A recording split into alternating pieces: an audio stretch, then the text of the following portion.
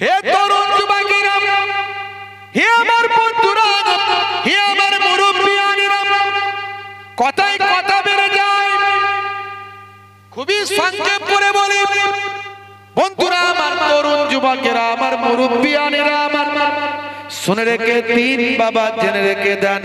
হে মুসলমান, একটুখানি লক্ষ্য করুন ভাইরা আমার, তরুণ যুবকেরা আমার, তাহলে যেদিনে আপনারা আমার দয়ার নবী রাহমাতুল লিল আলামিন যেদিন আমার মাতৃগর্ভে স্থান লাভ করেছেন, সেদিন আমার আল্লাহ খুশি হয়ে, আনন্দ হয়ে, আনন্দিত হয়ে, খুশি হয়ে আমার আল্লাহ ফারিস্তাদের আওয়াজ দিয়ে বললেন, হে মালাইকা ফারিস্তারা, আসমানবাসীকে জানিয়ে দাও, আসমানবাসীদের জানিয়ে দাও, ফারিস্তাদের বলে দাও, অর্ধরাত্রিতে আমার রাহমাতুল লিল আলামিন যে নবীকে আমি আল্লাহ সৃষ্টির শ্রেষ্ঠ প্রাণী, শ্রেষ্ঠ জীব বানিয়েছি, সৃষ্টির শ্রেষ্ঠ মহামানব করেছি, যার জন্যই আমি আল্লাহ তো ব্যবস্থাপনা নিয়েছি, সেই রাহমাতুল লিল আলামিন আখির জামানার পয়গম্বর মাতৃগর্ভে স্থান লাভ করেছে। এই আকাশবাসী তোমরা খুশি হয়ে যাও, জমিনবাসীকে জানিয়ে দাও। আর শোনো শোনো, দীর্ঘদিন ধরে মানুষের অন্যায়, অত্যাচার, অবিচার আমি আল্লাহ সহ্য না করে রহমতের দরজা তালা মেরে দিয়েছিলাম। বহুদিন থেকে আকাশ থেকে পানি বর্ষণ করি না। যাও যাও, আমার নবীর আগমনে, আমার রাহমাতুল লিল আলামিনের আগমনে আকাশের দরজার তালাখানা খুলে দাও, রহমতের দরজার তালা খুলে দাও, আকাশ থেকে অবিরাম পানি দুনিয়া আর জমিনে দান করে দাও। সেই বছরে আমার আল্লাহ আকাশ থেকে সবচেয়ে বেশি পানি আরবের জমিনে দান করেছিলেন। আরবের মানুষেরা ওই পানি পেয়ে আনন্দিত হয়েছিল, পশু পাখিগুলো নতুন করে তারা পেখম মেলেছিল, আনন্দে নৃত্য করেছিল, গাছপালাগুলো আবার সবুজ হয়ে শাখা প্রশাখার বিস্তার ঘটিয়েছিল, মানুষগুলো আনন্দে আত্মহারা হয়েছিল। ওই বছরের নাম তারা দিয়েছিল, আরবের মানুষেরা ওই বছরের নাম তারা দিয়ে বলেছিল সানাতুল ফাতহ ওয়াল ইবতিহাজ, জয় এবং আনন্দের বছর নামে তারা ভূষিত করেছিল। জয় এবং আনন্দের বছর নামে তারা ভূষিত করেছিল ওই বছরকে। আমার নবী যে বছর রাহমাতুল লিল আলামিন দুনিয়ার জমিনে আসছে, 12 রবিউল আউয়ালে রহমত ওয়ালা নবী এলো রে। জোরে হবে না? জোরে হবে না? 12 রবিউল আউয়ালে রহমত ওয়ালা নবী এলো রে, সাফাআতের তাজ পরে জামিনে বরকত ওয়ালা নবী এলো রে। 12 রবিউল আউয়ালে রহমত ওয়ালা নবী এলো রে, সাফাআতের তাজ পরে জামিনে বরকত ওয়ালা নবী এলো রে। এলো রে ভাই, এলো রে, এলো রে ভাই, এলো রে, কাউসার, কাউসার ওয়ালা নবী এলো রে। জোরে হবে না? জোরে হবে না? ওই কুরাইশ বংশের ভিতরে মা আমিনার রেহেমে এলে তুমি নূর জেলে আব্দুল্লাহর ওই বাগানে। ওই কুরাইশ বংশের ভিতরে মা আমিনার রেহেমে এলে তুমি নূর জেলে আব্দুল্লাহর ওই বাগানে। ওই বাগানের ফুলকলি, ওই বাগানের ফুলকলি ফুটলো সারা ভুবনে। 12 রবিউল আউয়ালে রহমত ওয়ালা নবী এলো রে। 12 রবিউল আউয়ালে বরকত ওয়ালা নবী এলো রে। এলো রে ভাই, এলো রে, এলো রে ভাই, এলো রে, কাউসার, কাউসার ওয়ালা নবী এলো রে। জোরে হবে না, আর জোরে হবে না। ওই রাত বলে ও গো প্রভু দাও না তুমি আমার মাঝেতে, দিন বলে ও গো প্রভু দাও না আমার বুকেতে। ওই রাত বলে ও গো প্রভু দাও না আমার মাঝেতে, দিন বলে ও গো প্রভু দাও না আমার বুকেতে। দিন ও রাতের মাঝেতে, দিন ও রাতের মাঝেতে এলেন নবী সুবে সাদেকে, 12 রবিউল আউয়ালে রহমত ওয়ালা নবী এলো রে। সাফাআতের তাজ পরে জমিনে বরকত ওয়ালা নবী এলো রে। এলো রে ভাই এলো রে, এলো রে ভাই এলো রে, কাউসার কাউসার ওয়ালা নবী এলো রে। জোরে হবে না, আর জোরে হবে না। ওই আকাশ বাতাস চন্দ্র তারা খুশিতে তারা মেতেছে। জোরে হবে না, জোরে হবে না, আর জোরে হবে না। ওই আকাশ বাতাস চন্দ্র তারা খুশিতে তারা মেতেছে। আসমানের হুর ফারিস তারা দেখার তরে উকি মেরেছে। আরো জোরে, আরো জোরে। ওই আকাশ বাতাস চন্দ্র তারা খুশিতে তারা মেতেছে। আসমানের হুর ফারিস তারা দেখার তরে উকি মেরেছে। দাদু মুত্তালিব খুশি হয়ে, দাদু মুত্তালিব খুশি হয়ে মক্কাবাসীর দাওয়াত করেছে। জোরে হবে না, আর জোরে হবে না। 12 রবিউল আউয়ালে রহমত ওয়ালা নবী এলো রে। 12 রবিউল আউয়ালে বরকত ওয়ালা নবী এলো রে। সাফাআতের তাজ পরে জমিনে রহমত ওয়ালা নবী এলো রে। এলো রে ভাই এলো রে, এলো রে ভাই এলো রে, কাউসার কাউসার ওয়ালা নবী এলো রে। জোরে হবে না, আল্লাহুম্মা।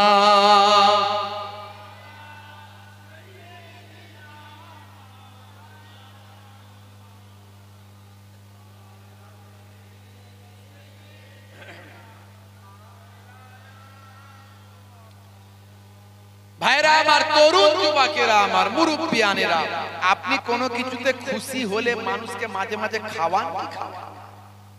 জোরে বলেন, খাওয়ান না খাওয়ান না? আপনার ছেলে হয়েছে, জন্ম হয়েছে, লোকে বলে না মিষ্টি খাওয়াবি না? কি এটা তার বহিঃপ্রকাশ। খুশি হলে মানুষকে খাওয়াও। মানুষকে খাওয়ালে কোনোদিন বরবাদ হয় না, হয় বাবা? হ্যাঁ, হাদিসের মধ্যে এসেছে বানি ইসরাইল যুগে পিপাসার সময় কুকুরকে পানি পান করানোর জন্য 12 বছরের আল্লাহ তার গুনাহ মাফ করেছে। তাহলে কুকুরকে খাওয়ালে যদি পানি পান করালে, কুকুরকে পানি পিপাসার সময় খাওয়ালে যদি গুনাহ মাফ হয় 12 বছরের, আর ইমানদার আল্লাহওয়ালা মানুষ, সাধারণ মানুষ, মানুষকে খাওয়ালে গুনাহ মাফ হবে না? হবে না? আবার নবী এসেছেন বলে আপনি খাওয়াচ্ছেন, বলছে খাওয়ানো চলবে না, বেদাত বলছে না? বলে নবীর মিলাদ করা বেদাত। মিলাদ মানে জন্ম, জন্মের আলোচনা, জন্মের আলোচনা। বলছে জন্মদিন করছো কেন? মৃত্যুদিন তো করছো না, মৃত্যুদিন তো করছো না। মানে নবীর নিয়ে আলোচনাকে বন্ধ করতে হবে। নবী পাকের নিয়ে আলোচনাকে বন্ধ করতে হবে, কারণ নবী পাকের নিয়ে আলোচনা করলে ঈমানদারের মনে নবী প্রেম বাড়বে না কমবে? ওরা তো নবী প্রেমটাকে যাতে না তৈরি হয় সেটা চেষ্টা করছে। নবী প্রেম যাতে তৈরি না হয় তার জন্য চেষ্টা করছে। এই চক্রান্ত আমেরিকা ব্রিটেনের চক্রান্ত, কারণ তারা চিন্তার মধ্যে আছে, তারা টেনশনের মধ্যে আছে। আপনি জানেন না, অবাক হয়ে যাবেন এই পশ্চিমাদের চক্রান্ত কেমন মুসলমানদের উপর তারা চালায়। আপনি জানেন না, অবাক হয়ে যাবেন। এই দেশে যখন তারা ছিল, ইংরেজরা শাসন করেছিল 200 বছর।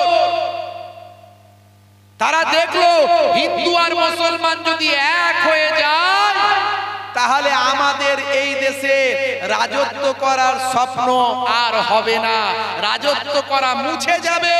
তাই হিন্দু আর মুসলমানদের এক হতে দিলে হবে না, এদের মধ্যে দ্বন্দ্ব লাগিয়ে রাখতে হবে। এটা হলো পলিটিক্স। যত দ্বন্দ্ব লেগে থাকবে তত যারা চেয়ারে বসে আছে আরো যুগ যুগ চেয়ারে বসে থাকতে পারবে। এটা হলো পলিটিক্স। সেই পলিটিক্স এখনো চলছে, ভালো করে ভেবে চিন্তে দেখুন চলছে। ইংরেজ সরকার যখন দেখলো ইংরেজদেরকে তাড়ানোর জন্য হিন্দু আর মুসলমান এক হয়ে লড়াই করছে, তখন তারা নিয়ে এলো একটা রাইফেল। যে রাইফেলের টোটাটাকে, গুলিটাকে, তখনকার যুগের রাইফেল তো টোটাটাকে, গুলিটাকে দাঁতে করে টেনে কেটে ফেলে দিয়ে তবে ভরতে হতো। তখন তারা ছড়িয়ে দিল এই টোটাতে যে গুলিটা দেওয়া হয়েছে তাতে গুলিতে চর্বি মেশানো হয়েছে। চর্বিটা হলো গরু আর শূকরের চর্বি দিয়ে। তখনও তারা হিন্দু মুসলমানের ভিতর দ্বন্দ্ব লাগানোর চেষ্টা করেছিল। এই চক্রান্ত তাদের আগে থেকেই ছিল। বুঝতে পারছেন? এরকম হাজারো চক্রান্ত তারা করে যাচ্ছে। হে যুবকেরা, আপনি বলবেন ভাইজান আপনি সব খবর রাখেন কি করে? পড়াশোনা করতে হয়, ইন্টারনেট সার্চ করতে হয়, তথ্য নিতে হয়, গবেষণা করতে হয়, তবে পাওয়া যায়। মুসলমানের ছেলেদেরকে এই মোবাইলের দ্বারাই তোমার আমার ভাইকে বিপদগামী করছে। এরা কি করছে? এখন চক্রান্ত করছে। এখন আর সেই টোটা নাই, দাঁতে করে কেটে ফেলে দিয়ে আপনাকে আমাকে বিপদগামী করার জন্য দ্বন্দ্ব লাগানোর চেষ্টা করত। এখন তা না করে এই মোবাইলের মাধ্যমে করছে। কি করে করছে? এই মোবাইলের মধ্যে অশ্লীলতা ভরে দিচ্ছে। অশ্লীলতা গেম, এমন এমন গেম দিচ্ছে, তুমি ওই গেমের মধ্যে নিমজ্জিত হয়ে থাকবে। সব ভুলে যাবে, ঘর ভুলে যাবে, সংসার ভুলে যাবে, পয়সা ভুলে যাবে, ইনকাম ভুলে যাবে, ছেলে মেয়ে ভুলে যাবে, বাপ মা ভুলে যাবে, নবী ভুলে যাবে, আল্লাহ ভুলে যাবে, নামাজ ভুলে যাবে। ওই গেম নিয়ে শুধু চালিয়ে যাচ্ছে। মুসলমানের ছেলে শুধু গেম চালাচ্ছে, DD DD DD DD DD DD, খালি গুলি করে যাচ্ছে। গুলি আর বন্ধ হয় না। আছে না? না। আর এই গেম লোড করার কথা কারা বলছে? আমার দেশের বড় বড় সেলিব্রিটি লোকেদেরকে টাকা দিয়ে দিয়েছে। শাহরুখ খানকে, এই নাও 50 কোটি দিচ্ছি, আমাদের গেমের অ্যাড করে দাও। সে ওসব দেখলো না, এতে মানুষের ক্ষতি হবে না উন্নতি হবে ও দেখার দরকার না। আমি টাকা পেয়েছি, ভালো করে অ্যাড করে দিচ্ছে। এই গেমটা খেলুন, এত ইনকাম হবে, এত লাভ হবে। অ্যাড করছে শাহরুখ খান, অ্যাড করছে সচিন টেন্ডুলকার, অ্যাড করছে অমিতাভ বচ্চন, অ্যাড করছে আদানি আম্বানি। সব করে মানুষকে মোবাইলে বিভোর করে রেখে দিয়েছে। এই রাত দিন মোবাইল চালিয়ে চালিয়ে চালিয়ে চালিয়ে ব্রেনটাকে নষ্ট করে ফেলছে। ভাই আমার, ঠান্ডা বুদ্ধি মাথায় কিছু নাই, উন্নতি ডেভেলপমেন্ট ভাই আমার, কত তাদের মধ্যে প্রতিভা আছে, সেই প্রতিভাগুলো সব ধ্বংস করে দিচ্ছে এই মোবাইলের গেম আর তার সঙ্গে সঙ্গে কিছু অশ্লীল ভিডিও। বলবেন হুজুর আপনি জানলেন কি করে? পড়াশোনা করে জানতে পারছি মোবাইলে কি আছে। এত কিছু তো আমাদের ক্ষমতায় নাই। কোনো গেম আমার মোবাইলে একটাও দেখাতে পারবেন না, কোনোদিন গেম টেম খেলিও না, কিন্তু এসব তথ্য ইন্টারনেট থেকে পাওয়া যায়। ভাই আমার এসব তথ্য লেখালেখি পড়াশোনার মাধ্যমে পাওয়া যায়। এমনকি অশ্লীল ভিডিও এই মোবাইলে দেখিয়ে দিচ্ছে, ছেলে মেয়ের অবৈধ সম্পর্ক, অশ্লীল ভিডিও ভাই আমার এতে দেখানো হচ্ছে। এই দেখে আমার আপনার ঘরের ছেলেরা, যুবকেরা, বাচ্চা বাচ্চা ছেলেরা মোবাইল পেয়ে তারা অশ্লীলতায় মগ্ন হয়ে তাদের দুনিয়া আখেরা ধ্বংস করে দিচ্ছে। এমনকি আমি আজকে আমাকে একজন ইন্টারনেটে পাঠালো, হুজুর দেখুন এই যে একজন পপ স্টার বা পর্নো স্টার, মানে যারা অশ্লীল ভিডিও তৈরি করে, যারা অবৈধভাবে ভিডিও তৈরি করে, অবৈধ নারী পুরুষ একসঙ্গে মিলিত হয়, নারী পুরুষ একসঙ্গে সহবাস করে, একসঙ্গে জেনা করে, ব্যভিচার করে, ধর্ষণ করে, এই রকম ভিডিও তারা তৈরি করে। তার মধ্যে একজন নাম হলো মিয়া খলিফা। বলে হুজুর ইন্টারনেটে ধরা পড়েছে মিয়া খলিফা, নাম দিয়েছে মুসলমানের। পরে ডাউট হলো যে মুসলমানদের মেয়ে কি এত নিচে নামতে পারে, এই রকম অশ্লীল কাজ করতে পারে, এত বড় পর্নো স্টার হতে পারে? তো সার্চ করে দেখা গেল, যার ভালো করে ভেরিফাই করে দেখা গেল এই মিয়া খলিফা আসলে মুসলমান নয়, এ হলো একজন লেবানিস অমুসলিম, এ মুসলমান নয়, একে পশ্চিমারা ব্যবহার করেছে, এর নাম দিয়েছে মিয়া খলিফা। অথচ খলিফা মুসলমানদের একটা সম্মানের জিনিস। খলিফা মানে হলো প্রতিনিধি, আল্লাহর নবীর প্রতিনিধিদের খলিফা বলা হয়। এ মুসলমানদের ইনসাল্ট করার জন্য, মুসলমানদের ছোট করার জন্য, মুসলমানদের হেয় প্রতিপন্ন করার জন্য একটা উপাধি নিয়েছে। এর আসল নাম অন্য, এর আসল নাম অন্য, এর আসল নাম মিয়া খলিফা নয়, এ আসল নাম অন্য। ভাই আমার মিয়া খলিফা উপাধি নিয়ে এ ষড়যন্ত্র করে, ভাই আমার আসল নাম হচ্ছে সারা জো চামপুন। সারা জো চামপুন, এর আসল নাম হলো সারা জো চামপুন। ইন্টারনেট সার্চ করবেন পাবেন, কিন্তু উপাধি নিয়েছে মিয়া খলিফা, যাতে করে সারা বিশ্বের মুসলমানরা ভাবে একজন মুসলমান, আর একে দেখে এর পথে মুসলমানদের একটা অংশ যায়। এইভাবে মুসলমানদের অন্যায় পথে ধাবিত করার জন্য এই ষড়যন্ত্র তারা চালাচ্ছে। আর মুসলমানদের, আমার আপনার ঘরের যুবকেরা এদের ষড়যন্ত্রে পা দিয়ে দুনিয়া আখিরাত বরবাদ করে দিচ্ছে।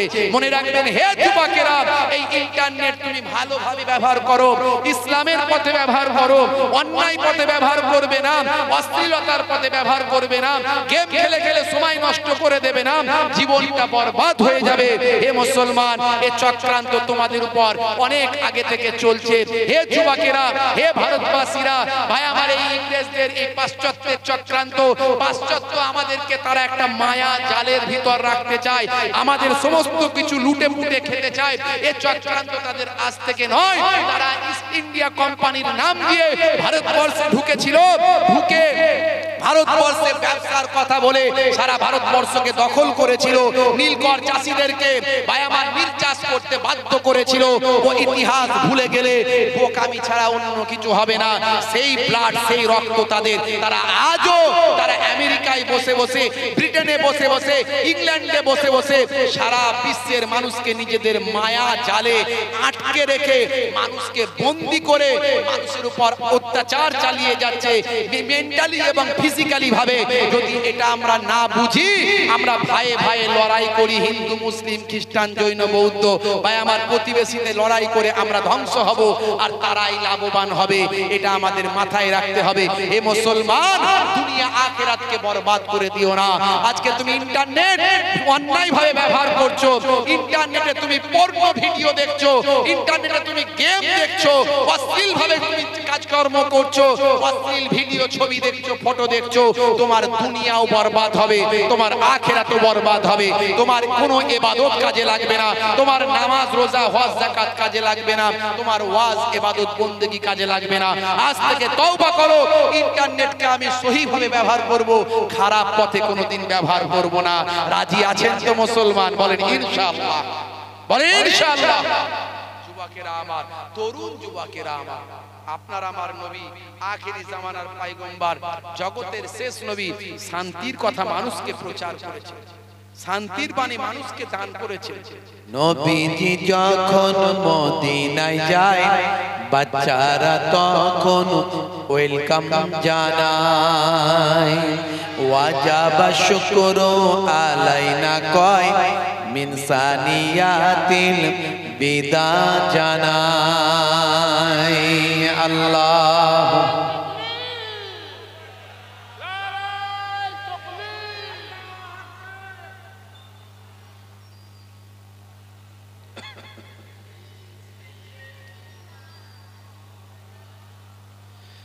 মিষ্টি মুখেরি মিষ্টি কথা, কি সুন্দর দেখতে চোখের তারা। মিষ্টি মুখেরি মিষ্টি কথা, কি সুন্দর দেখতে চোখের তারা। সুন্দর মুখেরি সুন্দর কথাতে কি সুন্দর নবীর এই চেহারা। নবীজি যখন মদিনায় যায় বাচ্চারা তখন ওয়েলকাম জানায়। ওয়াজাবা শুকরু আলাইনা কয় মিন সানিয়াতিল বিদা জানায়। আল্লাহুম্মা সাল্লি আলা। কে রবিউল আউয়াল মাসের 8 তারিখ, নবী দিবসের মাস শুরু হয়ে গেছে। আলহামদুলিল্লাহ, সৌভাগ্যের মাস। এই মাসের কত গুরুত্ব, কত দরজা, কত মর্তবা। যে মাসেতে রাহমাতুল লিল আলামিন দুনিয়ার জমিনে পদার্পণ করেছে, সারা কুল কায়নাতের জন্য দয়ার নবী, মায়ার নবী হয়ে এসেছিলেন।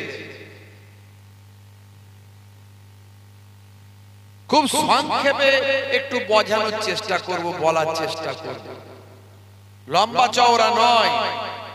নবী পাকের জীবনী, দয়ার নবীর বেলাদাত, জন্ম বৃত্তান্ত আর কর্ম বৃত্তান্ত নিয়ে আলোচনা করলে ঘন্টার পর ঘন্টা কেটে যাবে, শেষ হবে না। কিতাবের পর কিতাব লেখা হয়ে গেছে, শেষ হয়নি। সবাই অক্ষমতা প্রকাশ করেছে, সবাই বড় বড় পণ্ডিত, বড় বড় আলেম, বড় বড় ব্যক্তিত্বরা তারা অক্ষমতা প্রকাশ করেছেন। আর আমি 2 ঘন্টায় কি নবীর সব কথা বলতে পারবো? কখনো হয়? তাহলে আমি কি বলবো? শুধু নবী পাকের একটা ঘটনা বলে দিয়ে চলে যাব না। তাহলে আমি কি শিখলাম, কি জানলাম? নবী পাকের জিন্দেগিকে সামনে রেখে যেন আমাদের জীবনটাকে পরিবর্তন করতে পারি, এই রকম ছোট্ট একটু আলোচনা। ওমা তাওফীকি ইল্লা বিল্লাহ। আল্লাহ রাব্বুল আলামিন আমাকে যেন সেটুকু বলিয়ে নেন আর আপনাদেরকে শুনিয়ে নেন। বলুন আল্লাহুম্মা আমিন। আল্লাহ করে আপনারা জ্ঞানী মানুষ, খুব সংক্ষেপে বুঝে নেওয়ার চেষ্টা করবেন। আজ থেকে ৭,৫০০ বছর আগে পৃথিবীর প্রথম মানুষটা এসেছে। এটা হলো কোরআন বলছে, এটা কোরআনের কথা। বিজ্ঞানের কথাটা আমি ছেড়ে দিলাম, বিজ্ঞান বিজ্ঞানের মতো করে বলেছে। তারা বলছে বানর থেকে মানুষ হয়েছে। প্রথমে বানর ছিল, সেখান থেকে আস্তে আস্তে লেজটা আস্তে আস্তে অটোমেটিক আউট হয়ে গেল, হয়ে গিয়ে মানুষ হয়ে গেল। দেখবেন ইতিহাস বইয়ে ছবি আছে কিভাবে মানুষ আস্তে আস্তে কুঁজো থেকে এরকম করে চলছিল, তারপর সোজা হলো আরেকটু, তারপর আরেকটু সোজা হলো, আরেকটু সোজা হলো, সোজা হয়ে হয়ে এখন স্টেট হয়েছে। এর ভবিষ্যতে আবার কি যে হবে মানুষ, সেটা আমি জানি না, আল্লাহই জানে। কারণ প্রথমে তো কুঁজো ছিল, এরকম বেঁকে চলতো, তারপর আরেকটু সোজা হলো, তারপর আরেকটু সোজা হলো, তারপরে দেখা গেল এই স্টেট হয়ে গেল। এরপরে হয়তো এই দিকে হয়ে যেতে পারে, বলা যায় না কি হবে, আল্লাহ জানে। বুঝতে পারছেন? এটা বিজ্ঞান বলছে বানর থেকে মানুষ, আর কোরআন বলছে না, মানুষ মানুষই ছিল, ভেড়া ভেড়াই ছিল, গাধা গাধাই ছিল। আল্লাহ সমস্ত প্রাণীকে একটা একটা করে তৈরি করে দিয়েছিলেন। মানুষের মধ্যে প্রথম যে মানুষটাকে তৈরি করেছিলেন তাকে খ্রিস্টানরা বলছে অ্যাডাম। খ্রিস্টানরা কি বলছে? অ্যাকর্ডিং টু খ্রিস্টানিটিতে বলা হচ্ছে অ্যাডাম। ইহুদিরাও বলছে অ্যাডাম, মুসলমানরা বলছে আদাম। নামটা শুধু ওরা ওদের ভাষায় বলেছে অ্যাডাম, ওরা সেই ভাষায় বলে, আর আমরা আরবি ভাষায় বলি আদম। ওরা যাকে অ্যাডাম বলে আমরা বলি আদম। ওরা যাকে ভাই আমার ঈদ বলে, ঈদ, আমরা তাকে বলি হাওয়া, হাওয়া আলাইহিস সালাম। ওরা যাকে মোজেস বলে আমরা বলি মুসা। ওরা যাকে যিশু বলে আমরা বলি ঈসা। ওরা যাকে দাউদ বলে আমরা, ওরা যাকে ডেভিড বলে আমরা বলি দাউদ। ওরা যাকে সুলেমান বলে আমরা বলি সুলাইমান। ওরা যাকে আব্রাহাম বলে আমরা বলি ইব্রাহিম। জোরে হবে না? তাহলে বোঝা যাচ্ছে যে ওদের সঙ্গে মিলছে। আর আল্লাহ কোরআনেও বলেছে যে আমি আসমানি কিতাব 104টে দিয়েছি। কটা আসমানি কিতাব? কতগুলো? 104। তার মধ্যে বড় কিতাব হলো 4টে। বড় কিতাব কটা? 4টে। ঈসা নবীর উপর এসেছে ইনজিল, ওরা যাকে যিশু বলছে। মুসা নবীর উপরে এসেছে তাওরাত, ওরা যাকে মোজেস বলছে। দেখবেন না ইতিহাসে মোজেস পড়েছেন তো? যিশু পড়েছে ছোটবেলায়, পড়েছেন না? যিশু, মোজেস, ফারাও। ফারাও পড়েছেন না? এই ফারাওটা হলো ফেরাউন। এটা হচ্ছে একটা উপাধি, যেমন রাজা, বাদশা, সুলতান, মহারাজ আছে না? ফেরাউন এটা কোনো ব্যক্তি নয়, এটা একটা উপাধি। বুঝতে পারছেন? ইতিহাসে পড়েছেন ফারাও। নীলনদ পড়েছেন ইতিহাসে আপনারা, তার মানে নীলনদ ছিল, ঐতিহাসিকরাও মেনে নিচ্ছে। সেই নীলনদ কোরআনে বলা হয়েছে। বুঝতে পারছেন? তা কোরআন লিপিবদ্ধ হয়েছে 1450 বছর আগে, আর ইতিহাস হয়েছে কয়েকশো বছর আগে। কয়েকশো বছর আগে তো লোকে লিখতেই জানতো না আমার দেশের মানুষ। কথা ঠিক না ভুল? কয়েকশো বছর আগে তখন লিপি ছিল না এদেশে। তারপরে তো এসেছে সব আস্তে আস্তে আস্তে আস্তে। বাপেরা আমার, তরুণ যুবকেরা আমার, মুরব্বিয়ানেরা, তাহলে এর দ্বারাই বোঝা যাচ্ছে কোরআনের কথার সঙ্গে ওই সমস্ত কথাগুলো মিলছে, খালি একটু বিকৃত করে ফেলেছে। তাই আল্লাহ বলে দিয়েছেন বিকৃত করেছে তারা। তাদের পণ্ডিতেরা নিজেদের সুবিধার্থে তারা তাওরাত, ইনজিল, জাবুরকে তারা বিকৃত করেছে নিজেদের সুবিধার্থে। পণ্ডিতেরা লুটে লুটে একটু খাওয়ার জন্য। আর কোরআনকে সামনে রেখেও লুটে পুটে লোকে খেত। চেষ্টা এখনো চলছে, কিন্তু পারছে না। তার কারণ কি? কোরআনকেও বদলে ফেলতো, কিন্তু আল্লাহ বলছেন কোরআনকে আর বদলাতে পারবে না। কারণ সর্বশেষ এবং সর্বচূড়ান্ত নবীর কাছে আমি কোরআন পাঠিয়েছি। সর্বশেষ নবীর কাছে কোরআন পাঠিয়েছি। আসমানি গ্রন্থের মধ্যে সর্বশেষ গ্রন্থ, সর্বশেষ ভার্সন, যে কিতাবটাকে আর কোনোদিন বদলানো যাবে না, পৃথিবীর শেষ দিন পর্যন্ত অক্ষত থাকবে। কারণ আমি এই কিতাবটা মুখস্থ করার অনুমতি দিয়েছি। যতদিন পর্যন্ত পৃথিবীর বুকে কোরআন মুখস্থ চলবে, কোরআনের একটা লাইনকে কেউ বদলাতে পারবে না। কথা ঠিক না ভুল? এত বিশাল মোটা কিতাব পৃথিবীতে মুখস্থ করার লোক আছে না নাই? যারা বলেন আছে না নাই? আমার দেশে যদি মুখস্থ করা বন্ধ করে দেয়, তাহলে কি কোরআন পৃথিবী থেকে শেষ হয়ে যাবে? যদি বলেন হয়ে যাবে। আমার দেশের মাদ্রাসাগুলো যদি সব ভেঙে দেয়, যে কোরআন এখানে মুখস্থ করতেই দেবো না, না রাখবো বাঁশ, না বাজবে বাঁশি, বাঁশও রাখবো না, বাঁশিও বাজবে না, মাদ্রাসাগুলো সব ভেঙে দে, তাহলে মাদ্রাসায় হাফেজার তৈরি হবে না। আচ্ছা বলুন, পৃথিবী থেকে কি কোরআন শেষ হয়ে যাবে? হবে না। কারণ সারা পৃথিবীতে কোটি কোটি মানুষ অবিরাম ভাবে আল্লাহর কোরআন মুখস্থ করছে। জেনে বলুন সুবহানাল্লাহ। 3 থেকে 4 বছর সময় লাগে হিসাব মতো। বাপ বলছে আমার ছেলে 3-4 বছরে কোরআনটা মুখস্থ করে তারপরে ডাক্তার হয়ে যাক, ইঞ্জিনিয়ার হয়ে যাক, মাস্টার হয়ে যাক। আপনি কি জানেন পৃথিবীর অনেক রাষ্ট্রপ্রধান, প্রেসিডেন্ট, তারা পর্যন্ত কোরআনে হাফেজ। তার মধ্যে একজনের কথা আমি বলছি, তুরস্কের president mister Recep Tayyip Erdogan, তিনি একজন হাফেজে কোরআন।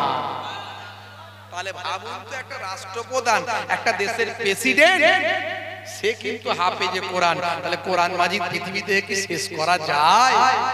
যায়। এই জন্য আমি বলি, এই গজলটা, এই কবিতাটা আমি মাঝে মাঝে গাই। এটা আমার লেখা নয়, আমার লেখা অনেক আছে, কিন্তু এটা হলো বাংলাদেশের আমার এক হিন্দু ভাই, নাম হলো মিস্টার নকুল কুমার বিশ্বাস। ইন্টারনেটে আছে, মিস্টার নকুল কুমার বিশ্বাস 2010 সালে যখন ভাই আমার আমেরিকার বুকে মিস্টার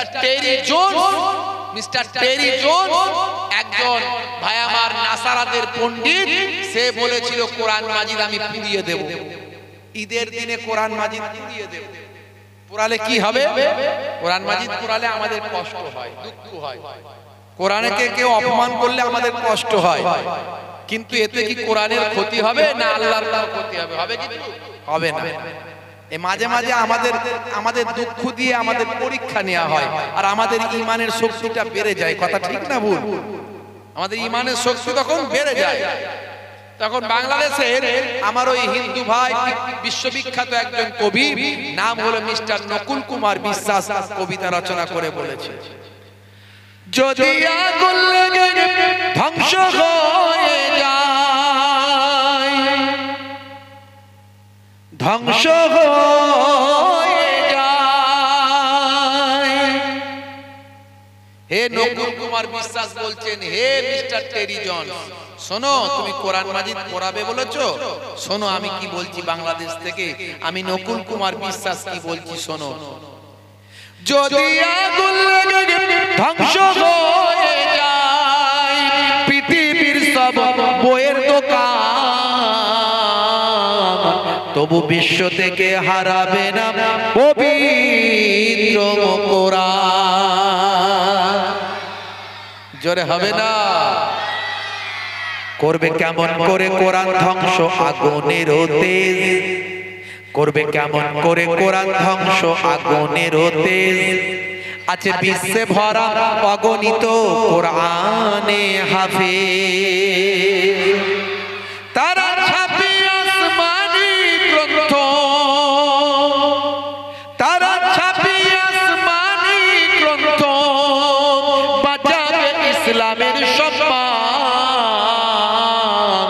তবু বিশ্ব থেকে হারাবে না পবিত্র কোরআন। জোরে হবে না? আর কোরআন মাজিদ খুলুন, আল্লাহ সেখানে কি বলছেন? আল্লাহ বলছেন, নাহানু নাযালনা যিকরা ওয়া ইন্না লাহু লাহাফিজুন।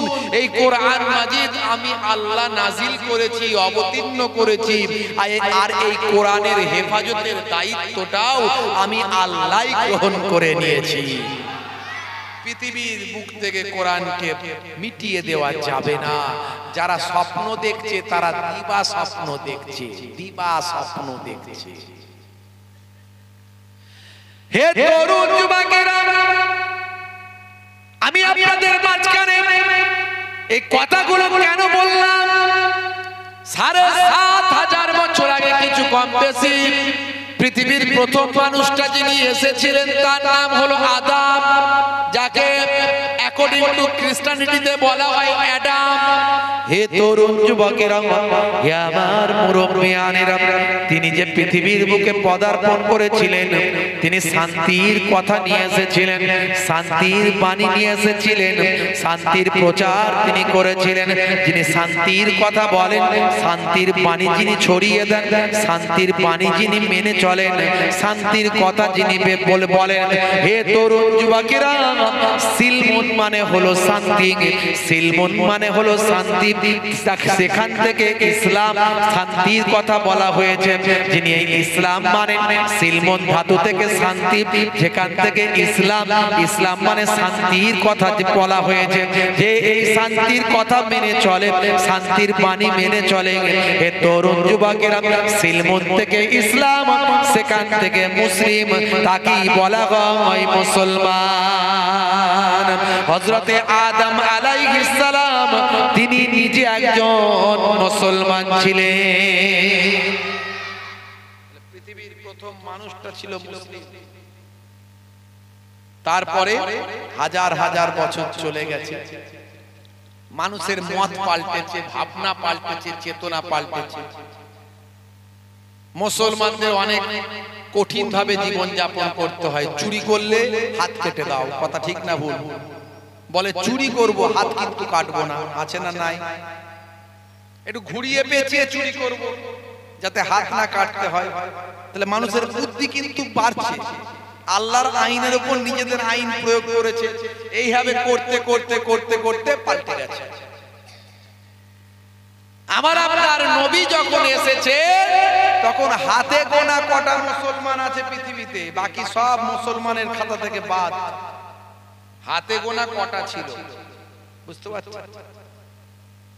হে তরুণ যুবকেরা, আমার আপনার নবীর জন্মের কিছু কম বেশি 500 বছর আগে আরেকজন পয়গম্বর ইসলামের দাওয়াত দিয়েছিলেন। আর একজন পয়গম্বর শান্তির প্রচার করেছিলেন। আর একজন পয়গম্বর শান্তির বাণীটাকে ছড়িয়েছিলেন।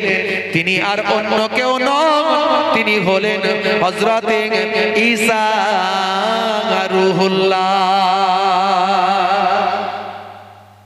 এই 500 বছর আগে নবী এসেছিল। 500 বছর কোনো নবী নাই। মানুষকে দিন, মানুষকে সঠিক পথের দিশা দেখানোর জন্য, মানুষকে সত্যের বাণী প্রচার করার জন্য, মানুষকে একটা ঠিক রাস্তায় চালানোর জন্য কেউ বলার ছিল না। এই 500 বছরে মানুষ পথহারা। ইতিহাস পড়ুন। হে তরুণ যুবকেরা, আইয়ামে জাহিলিয়াতের যুগে, অর্থাৎ ঠিক নবী আসার আগের সময় মানুষ শান্তির বাণী ভুলে গিয়েছিল, ইসলামের কথা ভুলে গিয়েছিল।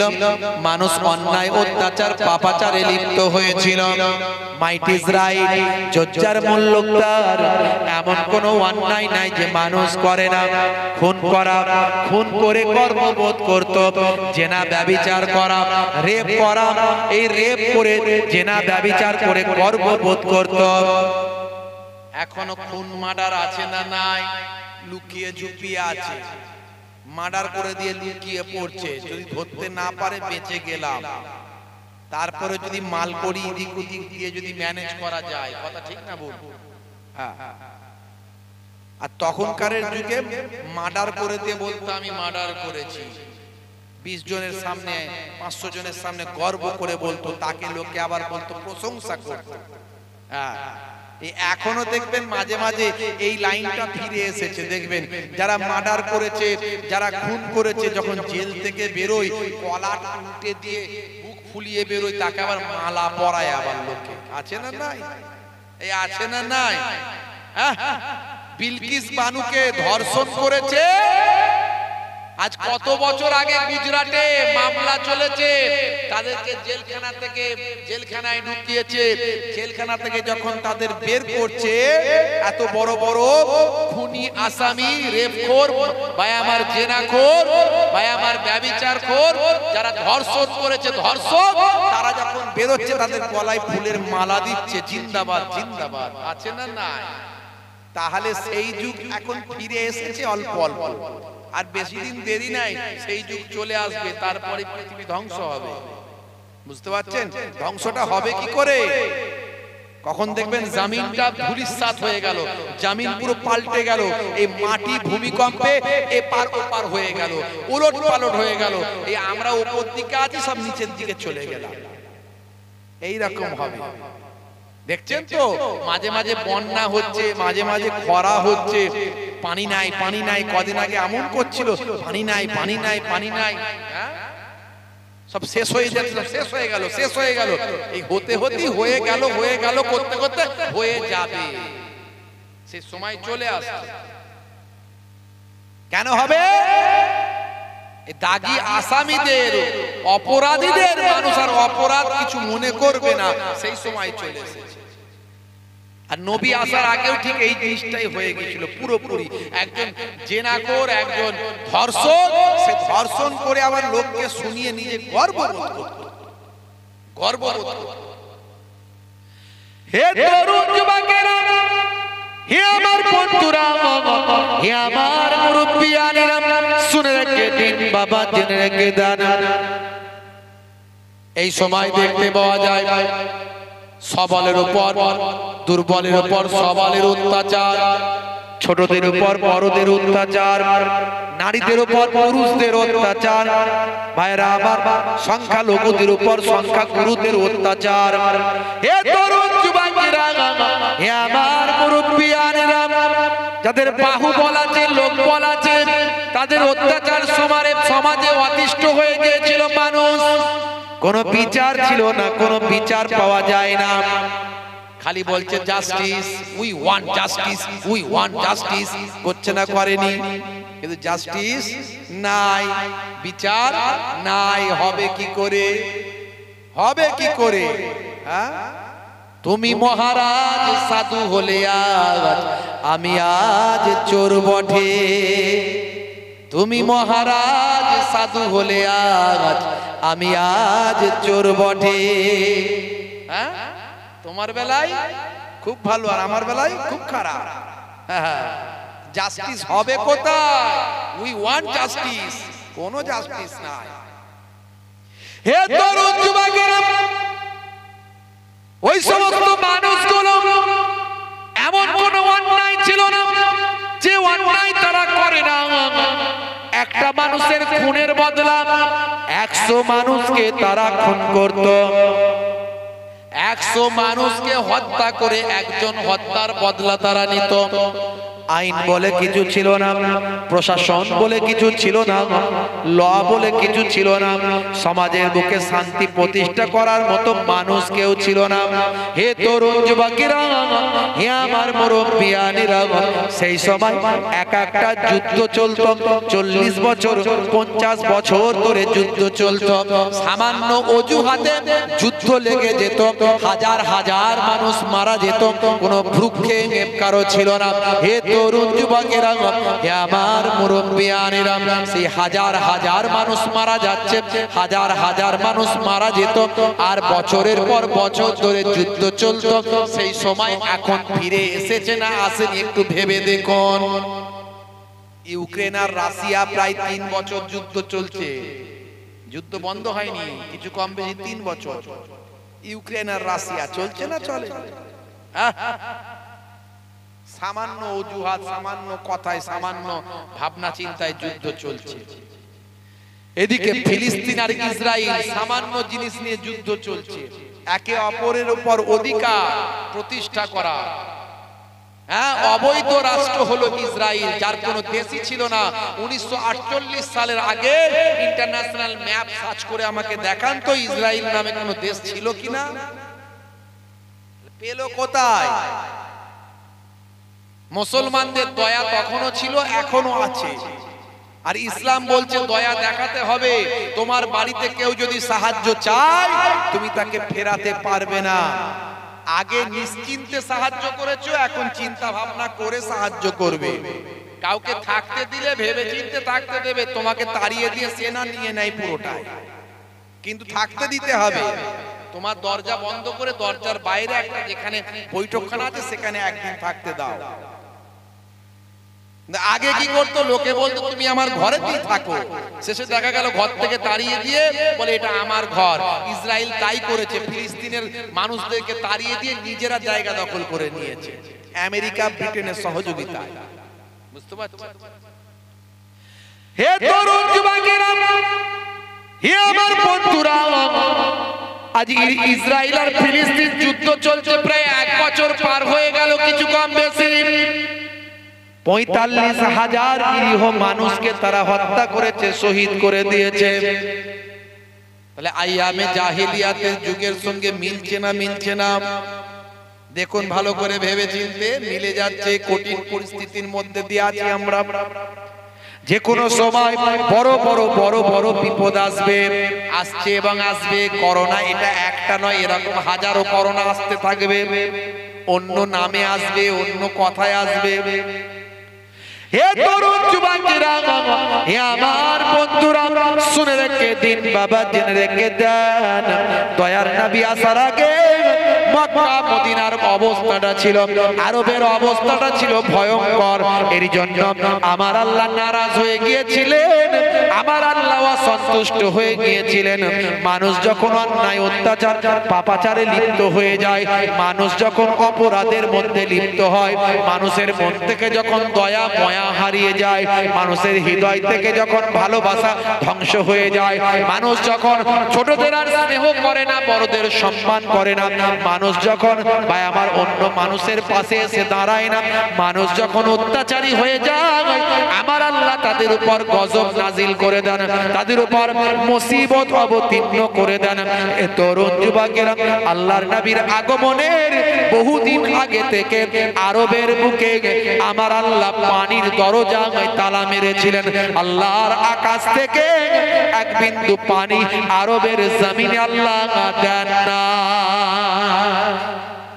খরা করে দিয়েছিলেন। গাছপালা সব হলুদ হয়ে গেছে, চাষবাস সব লাটে উঠে গেছে, মানুষের হাহাকার চলছে, ক্ষুধার যন্ত্রণায় মানুষ কাতর, পানির জন্য মানুষ অস্থির, মানুষ বলে হাই পানি হাই পানি, পশু পাখিগুলো মারা যাচ্ছে, শুকিয়ে যাচ্ছে।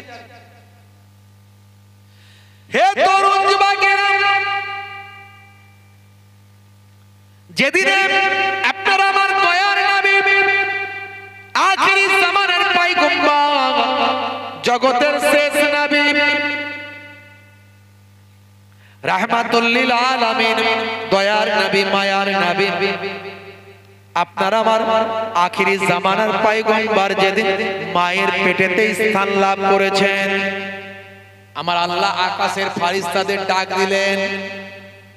আমার আল্লাহর কাছে ফারিস্তারা যেতে পারে না, আল্লাহর কাছাকাছি ফারিস্তারা যেতে পারে না। সিদরাতুল মুনতাহা বলে একটা জায়গা আছে, একটা কুল গাছ আছে, বুঝতে পারছেন?